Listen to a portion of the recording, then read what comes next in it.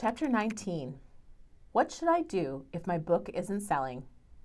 This chapter is devoted to something that happens to nearly all authors at some point. Your book stops selling. It hits Cricketsville. Time to scrap it and move on to the next thing, right? Well, maybe.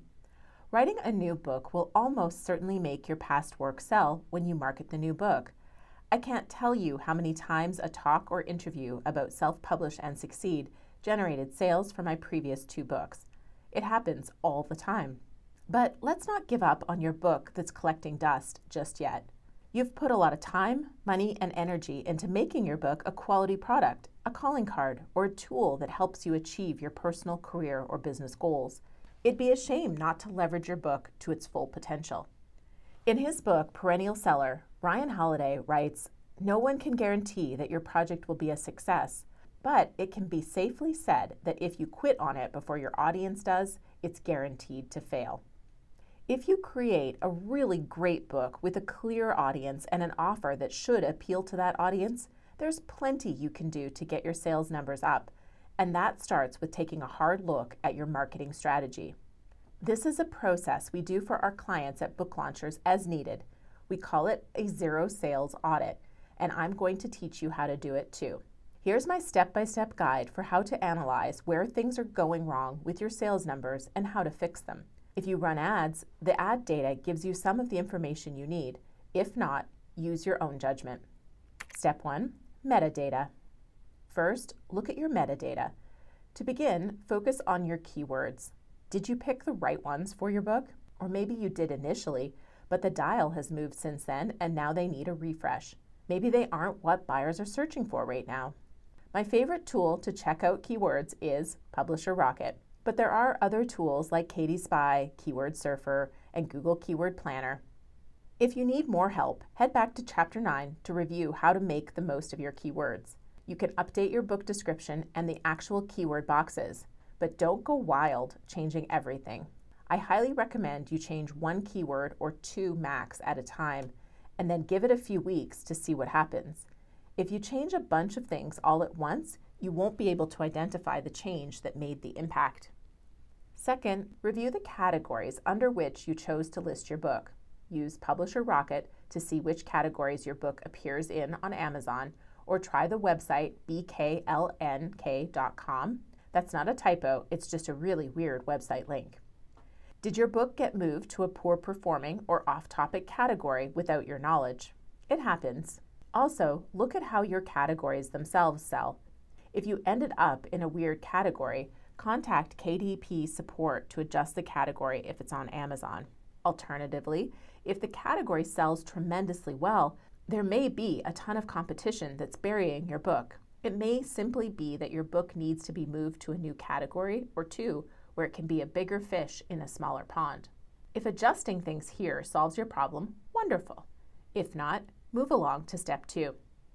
Step 2, Amazon ad performance. Next, how are your Amazon ads performing? Remember, Amazon's author dashboard gives you a wealth of useful sales data. I recommend having at least 90 days worth of ad data on hand for analysis if you're having trouble with sales and want to see if something isn't clicking, so to speak, with your ads. This allows you to get a better sense of how the ads really perform and lets you draw reliable conclusions. First, are you getting impressions and clicks?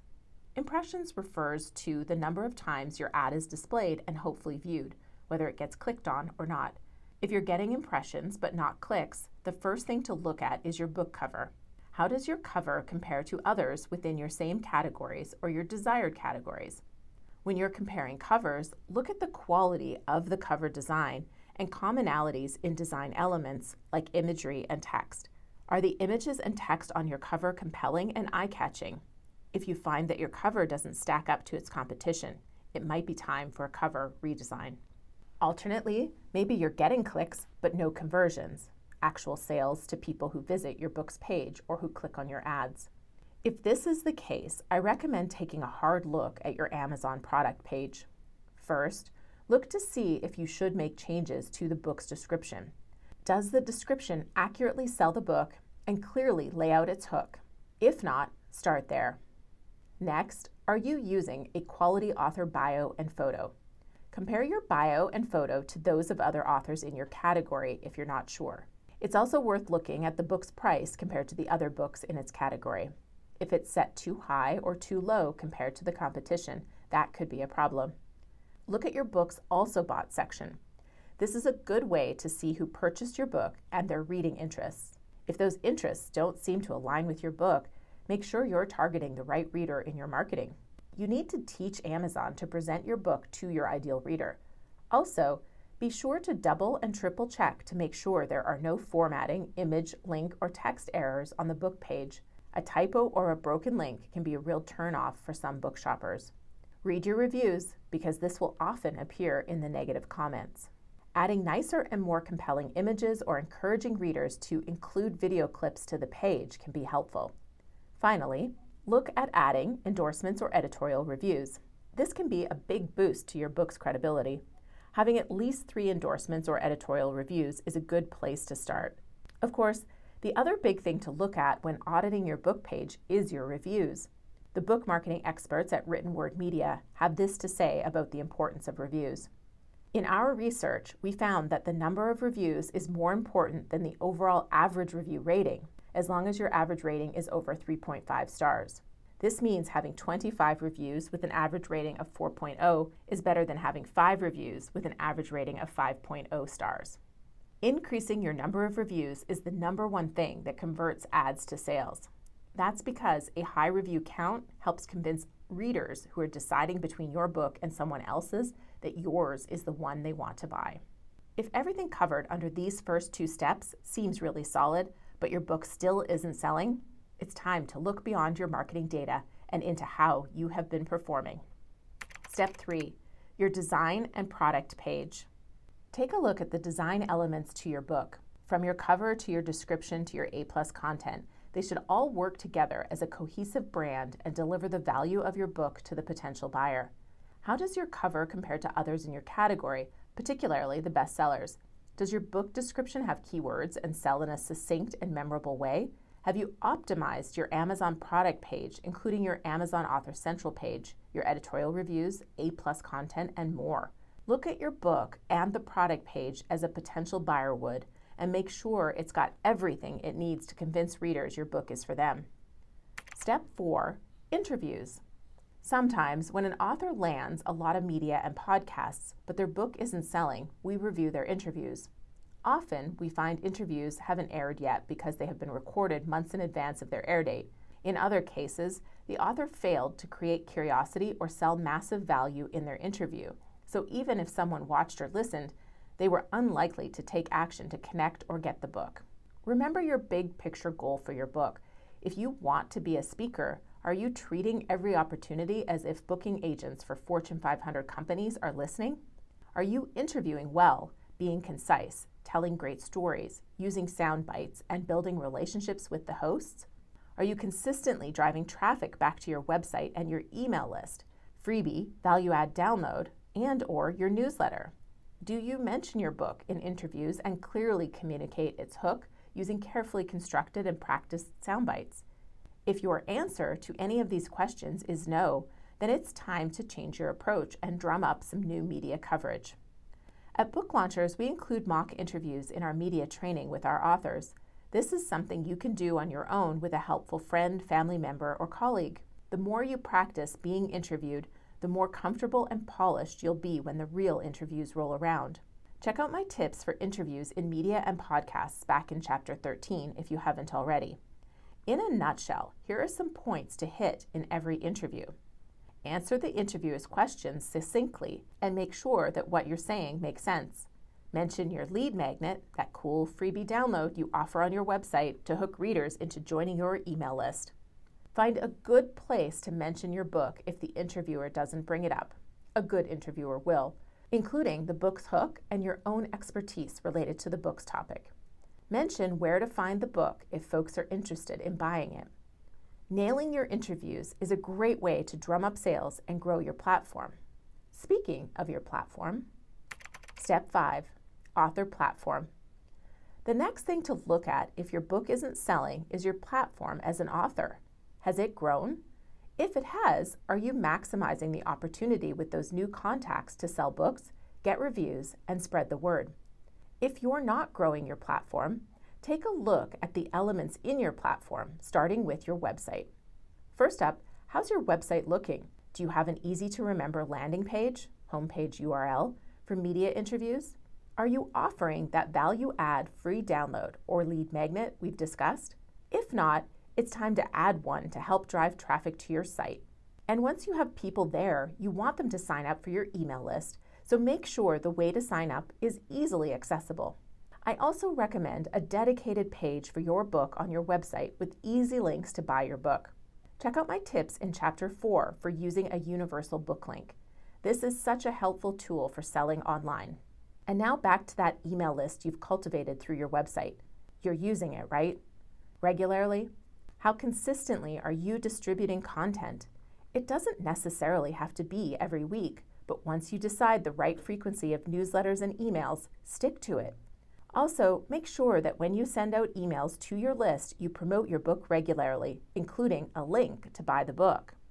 Finally, if you've been building one, how's your social media platform shaping up? For starters, make sure your book is showcased in bios, headers, or elsewhere on your pages. The most important thing here, though, is to make sure you consistently publish compelling content. I gave you some great tips, so head back to Chapter 5 if you're stumped. One of my most effective tips is to batch content so that you store up a whole bunch of goodies to post on social media once or twice a week for the next month. If you're producing video content, and you should be, this is especially helpful because prepping to shoot video, hair, makeup, equipment setup, etc., can suck up a lot of time. By shooting several videos at once, you maximize the value of that setup time. Step 6. Are you selling your book in the right place? Finally, it's worth considering whether you're trying to sell your book in the wrong places. A lot of authors ask me, is Amazon the best place to sell my book? The answer is maybe, but maybe not. If your book covers a very niche topic, for instance, it's possible that your target audience doesn't buy that type of book on Amazon. You may be barking up the wrong tree if you've made Amazon your primary or only marketplace. Your target readers may be more likely to buy the book at a conference or receive it as a gift from a corporate sponsor who's placed a bulk order. As an example, we've seen some of our authors at book launchers write books on niche topics for a specific professional audience, for instance, educators. These authors may do okay selling on Amazon, but they tend to do much better selling directly to people in their network who sometimes buy books in bulk. In this case, sales on Amazon can grow over time through ads, but selling in bulk to managers and executives can best reach a target audience that might not think they need to learn what's in your book until it's given to them by a higher up. Regardless of whether your book topic is niche or broad, or somewhere in between, it's always worth considering other channels. Chapter 16 gives you a lot of great information on where to look, including live events, panels, conferences, author readings or Q&As, and speaking engagements. Ad services other than Amazon can also be a great resource. BookBub is definitely one to look at. Niche industry magazines or websites related to your topic can also be great places to spend your ad budget. There's no one step that will solve sales issues. I know you want the answer to your book sales issues. I wish I could tell you it was that easy. We had a client get angry with us well after launch because his book had sold only 350 books, and almost all those sales were around launch. He didn't do anything we've talked about in this book to continue to make his book move. He believed that his book was so great it would sell itself and that we must have failed him. The reality is a lot harder to face. A book doesn't sell itself, even if it's great, nor will only doing one thing be all it takes to make the vast majority of books reach their potential. It's almost always a combination of strategies executed over time that result in momentum. In fact, book sales may not be the most important metric. Self-Publish and Succeed isn't selling thousands and thousands of copies a year, but it's helping to build book launchers. Just this week, 3 potential clients read it, and that was the reason they wanted to work with us. That is what matters to me more than book sales, the impact the book has on book launchers. For fun, I asked each person how they came to read the book. One of them got the book free at an event where we gave out books at our booth. One found my YouTube channel when searching for how to turn a book into a course, ended up watching a bunch of videos, saw that there was a book, and bought it from the video mention. The other one was searching for how to hire a ghostwriter, landed on an article on our website, and saw we had an audiobook. He downloaded and listened to it on the same day. The fact that they bought the book or got it for free doesn't matter to me as much as the fact that we had 3 potential authors come to work with us in 1 week as a result. And it wasn't any one path that got the book into their hands either. If your book isn't selling or getting you the results you want in your business, go back to what you aim to achieve most. What should you do with your book to get those specific results? Do you need to do more book-specific promotions, or should you be doing more corporate outreach or local speaking engagements? Your book is a wonderful tool, and these steps I've outlined will help you diagnose where you may have issues. But sales is not the most important metric for most nonfiction authors. It's the impact you want to have and whether your book is getting you there or not. When in doubt as to what else will help you in all your initiatives, work on growing your review count and doing something every single day to move your book into the hands of people who can advance your goals. This could be putting out consistent weekly content through email and social media and making sure to feature your book and where folks can buy it. Focus on driving readers to your website with your freebie download and get them to sign up for your email list where you can eventually upsell them your book if they haven't bought it already. Also, try different places to sell your book to your target audience, whether that's on Amazon or a niche industry magazine or website. From there, tracking your numbers on an ongoing basis each month is incredibly helpful. This way, you can continue to see how well you leverage marketing and media appearances and how well your overall marketing efforts work. You can do this through email subscriptions and open, click-through rates, Google Analytics, media or partnership inquiries, reviews, social media subscribers, and website traffic. If you regularly manage and update your pages and your metadata, you're already doing some of the maintenance work needed to boost your sales and reach. Keep it up, and before you know it, you'll reach the goals you've set for your book and your business. Remember, until you have an audience of your own, the most powerful way you can supercharge your sales, impact, platform, and income is by connecting to other people's audiences.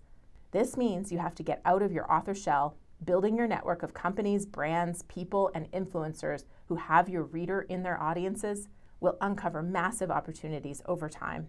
Keep reading, and let's look ahead to what the future holds for you as an author. Chapter summary. There are 6 key areas to review if your book is not selling.